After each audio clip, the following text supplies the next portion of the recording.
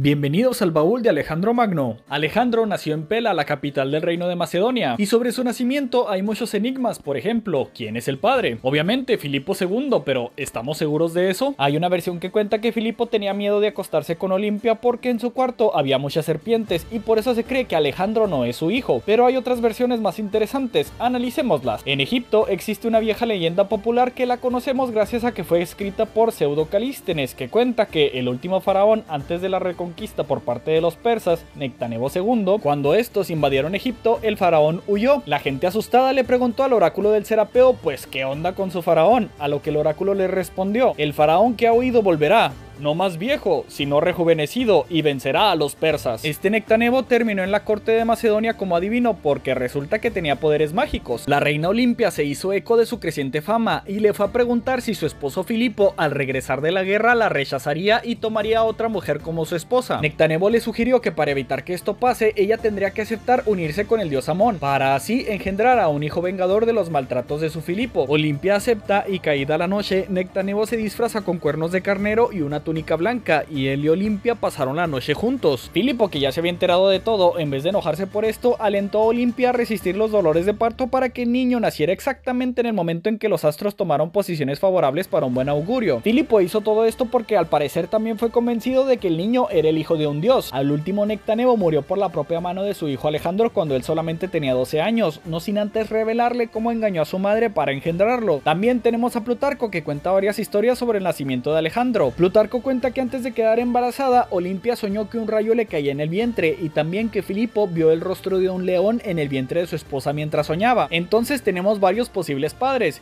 Filipo, Zeus, Amón o Nectanebo. También cuenta Plutarco que el día de su nacimiento hubo dos victorias militares y Filipo obtuvo la victoria en los Juegos Olímpicos, o también que justo el día de su nacimiento el templo de Artemisa en Éfeso fue incendiado. Pero bueno, mientras su padre se la pasaba atacando ciudades griegas perdiendo un ojo en el proceso, Alejandro crecía. Su nodriza fue la Nike, la hermana de Clito, y a partir del 349 se le asignó como tutor al familiar de su madre, Leónidas. También tuvo como maestro de literatura y lira a Lisímaco de Arcania. La educación que tuvo el macedonio cuando era niño se le conoce como la paideía. Leónidas era particularmente estricto y le enseñó a Alejandro a ser abnegado. No quería que tuviera ni muchos lujos ni mucha comida, por lo que revisaba seguido las pertenencias de Alejandro para ver si su madre no le había dejado nada de valor. Leónidas tenía para Alejandro dos comidas. Para que el desayuno fuera más sabroso, en la noche lo ponía a marchar, y para que la cena fuera más sabrosa, de desayuno le daba algo muy pobre. Leónidas, aparte de joder a su pupilo, también supervisó su educación. Al joven Alejandro se le enseñó aritmética, geometría, música, equitación, lucha, caza, entre otras cosas. Un día, mientras estaban ofreciendo un sacrificio, al parecer Alejandro arrojó demasiado incienso al fuego, a lo que Leónidas le dijo, sé más moderado con él, por lo menos hasta que hayas conquistado el país en donde crece. Y tiempo después, luego de su victoria en el asedio de Tiro, Alejandro envió un cargamento de 500 talentos de incienso y 100 de mirra a la casa de Leónidas junto con una nota. Esta nota decía, te envío una cantidad enorme de mirra e incienso para que ya no seas tacaño con los dioses. Y así estuvo ejercitándose mental y físicamente desde los 7 hasta los 13 años, cuando su padre, que veía en él alguien que podía llegar a ser rey en un futuro, decidió traerle otros maestros. Estos fueron el matemático Menegmo y el mismísimo Aristóteles. A veces en la capital Pela y a veces en Miesa, donde había un santuario a las ninfas, Aristóteles le enseñó a Alejandro acerca de historia, biología, metafísica, religión, filosofía, moral, astronomía, geografía, medicina, filología y ciencias políticas, entre otras miles de cosas. Alejandro no estaba solo en estas lecciones, los demás hijos de la aristocracia macedónica estaban con él. Estos niños eran sus amigos, los cuales lo acompañarían por todo el mundo. Entre ellos estaban Hefestión, el hombre más hermoso del mundo según Alejandro y su amante en un futuro, Ptolomeo, el cual posiblemente era su medio hermano, el loquísimo de Casandro, Pérdicas, Seleuco, Filotas, Calístenes, entre otros. Alejandro tenía un lazo especial con ellos, los amaba y les confiaba su vida ciegamente. A Aristóteles se le describe entusiasmado por enseñarle al adolescente Alejandro. Sobre todas las cosas, le inculcó el sentimiento panhelénico, le enseñó que la sociedad griega era superior a todas las demás, y de ahí que en un futuro Alejandro se sintiera con la misión de unificar Occidente y Oriente bajo la cultura helénica, y también le inculcó que la filia, o bien la amistad, era lo más esencial en el mundo, y que el amor de un hombre hacia un hombre era algo especial. Aristóteles fue pilar en la filosofía del macedonio, y en su manera de cohesionar todo en su vida perfectamente. Aristóteles utilizaba los cuentos homéricos como método de enseñanza e incluso le regaló una versión de la Ilíada con anotaciones suyas, la cual el príncipe macedonio llevaría a todos sus viajes. Alejandro era capaz de recitar las obras de Homero y Eurípides de memoria, también leía Píndaro y se entretenía leyendo los recuentos históricos de Heródoto. Aristóteles estuvo con Alejandro durante unos años hasta que el joven comenzó su carrera militar. El mismo Alejandro declaró: a mi padre le debo la vida y a Aristóteles le debo el vivir bien. Aparte de estar estudiando, Alejandro adolescente tiene anécdotas muy interesantes. Cuando tenía solo 10 años llegó una embajada ateniense dirigida por Demóstenes y Alejandro los entretuvo tocando la lira y recitando unas tragedias. El príncipe macedonio también participó y obtuvo unas victorias en los Juegos Olímpicos en competencias de carros, aunque de primeras no tenía intenciones de participar. Se sabe que desde niño Alejandro era un buen jinete, pero quedó demostrado cuando un día llegó un mercader de Tesalia con un caballo hermoso pero que parecía ser indomable. Filipo le dijo al mercader que se lo llevara, que no le servía, pero en eso apareció el joven Alejandro y le dijo a su padre que él quería quedarse con ese caballo. Su padre le dijo: está bien, lo compro, pero si no puedes montarlo, tú lo vas a pagar. Alejandro se dio cuenta que el caballo, más que miedo a la gente, tenía miedo a su sombra, por lo que lo puso de frente al sol y después de calmarlo logró montarlo. Filipo, orgulloso, le dijo a su hijo: búscate otro reino porque Macedonia no es lo suficientemente grande para ti. Alejandro llamó a este caballo Bucéfalo, que significa cabeza de buey, porque al parecer su cabeza parecía la de este animal. Según la tradición griega, este Bucéfalo descendía de las yeguas caníbales de Diomedes de los relatos de los 12 trabajos de Heracles. El punto es que Bucéfalo desde ese momento se convirtió en su animal favorito, y este caballo acompañaría a su amigo y amo hasta el fin del mundo. Aparte de Bucéfalo también tenía un perro. El Magno quería tener un perro, pero el primero que tuvo no era nada salvaje y no le gustó, así que lo ejecutó. Su tío, el rey de Epiro, le mandó otro y le dijo: emplea este perro no contra pequeños, sino contra grandes animales. Y Alejandro así lo hizo, y al parecer este perro era tan salvaje que venció a un león y a un elefante en combate. Alejandro le puso como nombre a este perro Peritas. Desde que Alejandro tuvo 15 años, de ahí en adelante su aspecto no cambió mucho. Así que hablemos del aspecto de Alejandro, el cual conocemos más o menos gracias a 3 artistas: el escultor Lísipos, el pintor Apeles y el lapidario Pirgóteles. Al parecer Alejandro tenía heterocromía, o sea, un ojo de color azul y otro de color marrón. Su voz se describe como áspera. No fue un hombre muy alto, se cree que midió 1,60, pero era un hombre muy musculoso y robusto. Tenía la tez blanca y se cree que era zurdo. Su cuello tenía una inclinación, ya sea debido a una lesión o a una deformación en la columna. También se dice que tenía varias malformaciones, tal vez por parte de su madre. Como podemos ver, tenía gruesos cachetes, o tal vez no tanto, pero resaltaban mucho debido a que se rasuraba muy seguido, algo muy raro entre los griegos de la época, por lo que aunque era bajito, era fácil de identificar. Tenía una cabellera semiondulada muy salvaje como la de un león, y rubia, aunque muchos dicen que era castaño, pero que se tenía el cabello. Su nariz estaba un poco curviada, tenía una barbilla ligeramente grande, labios carnosos y una frente fuertemente pronunciada. En fin, se dice que era bello y de buen aspecto. Todo lo anterior es pura especulación, pero algo que mencionan todos los historiadores, como si lo hubieran olido, es que su olor corporal era agradable. La personalidad de Alejandro se puede describir con una sola palabra: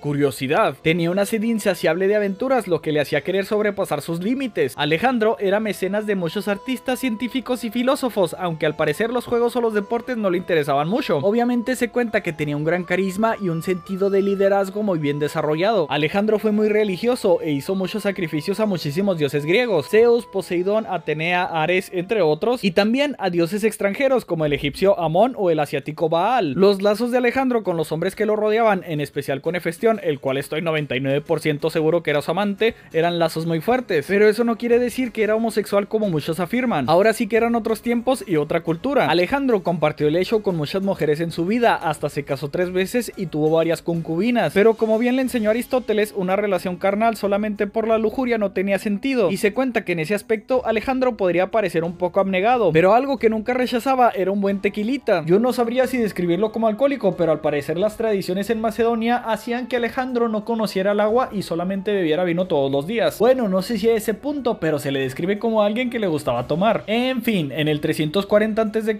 a sus 16 años, interrumpió sus estudios y regresó a la capital, Pela, y desde ese momento comenzaría su brillante carrera, la cual lo llevaría hasta lo más alto.